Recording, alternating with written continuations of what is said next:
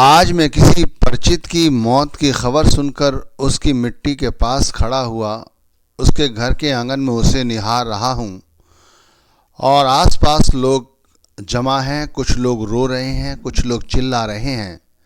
अभी चंद रोज पहले ही मेरी उससे मुलाकात हुई थी। तब वो अपने बच्चे के भविष्य को लेकर जो योजनाएं मुझे सुना रहा था, जो बतला रहा था, उससे मुझे ऐसा लग रहा था कि आने वाले समय में ये कुछ कर गुजरेगा और कुछ ऐसे मकाम को पालेगा जिसकी ये अभिलाषा रखता है, जिसकी इसने योजना बना रखी है।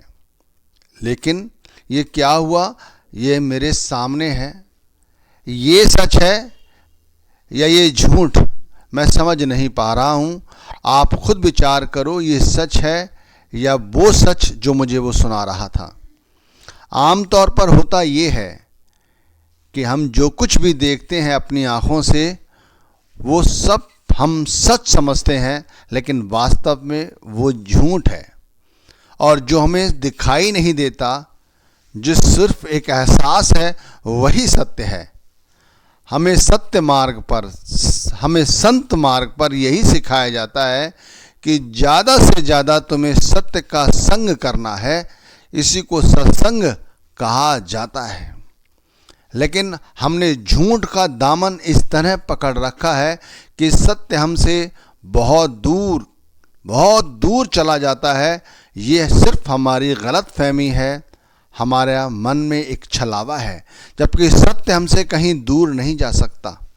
जब से हमने इस धरा पे जन्म लिया है और जिस दिन भी हम यहाँ से चले जाएंगे, तब तक सत्य हमसे हमेशा ही उसी तरह जुड़ा रहेगा जिस तरह हमारी श्वास हमारे इस शरीर के साथ जुड़ी हुई हैं। हम हमेशा ही सत्य को नकारने की कोशिश करते हैं, झुटलाने की कोशिश करते हैं, जबकि और झूठ को अपनाने की, पकड़ने की, उसके पाने की लगातार कोशिश करते ही रहते हैं। यही कारण है कि जो व्यक्ति जो धन कमा रहा है, जो उसके पास संपदा है, जो संपत्ति है, जो जेवर जवाहरात दौलत उसके पास है, जो स्त्री है, जो बच्चे हैं, जो रिश्तेदार हैं, जो पास पड़ोसी हैं, जो उसका मकान है, जो मोहल्ला है, वो उससे संतुष्ट नहीं है। वो कुछ और पाना चाहता है। देखो, पहले तो उसने सब कुछ झूठ को ही पा रखा है। झूठ, मैं झूठ कहूँगा, आप नाराज होंगे, लेकिन वाकई में झूठ है। अगर ये झूठ ना होता तो ये गली मोहल्ला, ये मकान, ये जवाहरात, ये संपत्ति, ये कारोबार, ये देश, ये सब कुछ यहीं रह जाता है और ये शरीर से आत्मा चली जाती है। ये शरीर भी इसी तरह झूठ है, माया है। इसीलिए जो आज का विषय है वो है झूठ वही है जो केवल दिखाई देता है। आप जितने रिश्ते नाते देख रहे हैं, जितने संबंध देख रहे हैं, जितने कारोबार, संपत्ति, देश विदेश जो कुछ देख रहे हैं, ये सब झूठ ही है। इसका अस्तित्व एक दिन खत्म हो जाना है।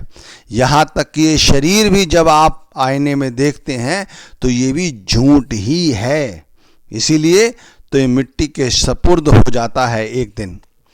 और संत मार्ग पर ये समझाया जाता है, जितनी जल्दी हो सच को अपना लो। देख लो, जो हमारे साथ सत्य हमेशा चिपटा हुआ है, लिपटा हुआ है। हमारी श्वासें जिस सत्य को कभी छोड़ नहीं सकती, हम उस सत्य को ही झुटलाने पर आमादा हैं। यही तो है सबसे बड़ा हमारे लिए लालच का एकमात्र साधन कि हम मृत्यु की सेज पर होते हैं। हमें कई तरह की बीमारियां लगी हुई हैं।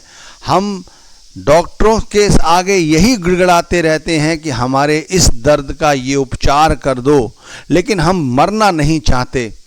वो डॉक्टर क्या हमें बचा सकता है? क्या वो सत्य को झुटला सकता है?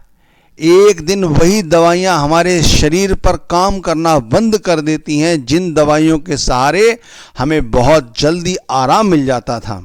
अब तो ये समझने की कोशिश करनी चाहिए कि जो दवाई पहले हमारे शरीर पर काम कर रही थी अब काम नहीं कर रही है। इसका मतलब हमारा शरीर क्षीण हो चुका है।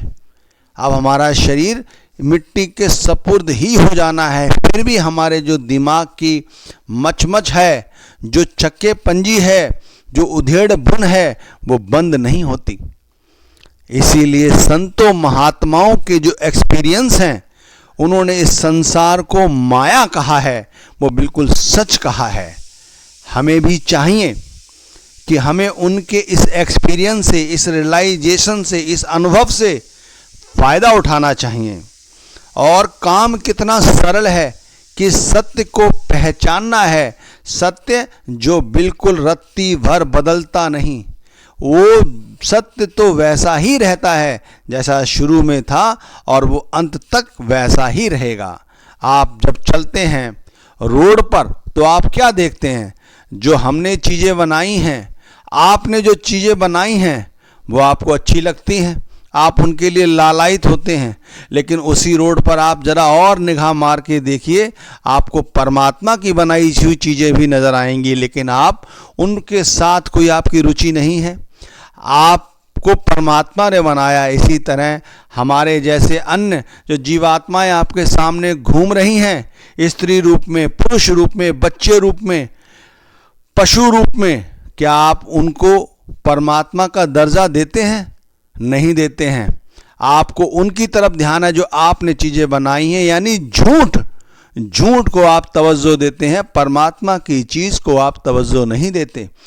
उसी रोड पर जब आपको हरा भरा कोई वृक्ष दिख जाता है तो परमात्मा की प्रकृति आपको पता नहीं चलती, उसके साथ आपका प्रेम, आपका सौहार्द नज़र नहीं आता। पक्षी उड़ते हैं, आसपास बंदर टहलते रहते हैं, पशु पक्षी भी देखे होंगे आपने, जीव जंतु भी देखे होंगे। परमात्मा की चीज़ से आपको नफरत है और आपको प्यार है इस धोखे से। ये परमात्मा की चीज़ जो है वो सच है।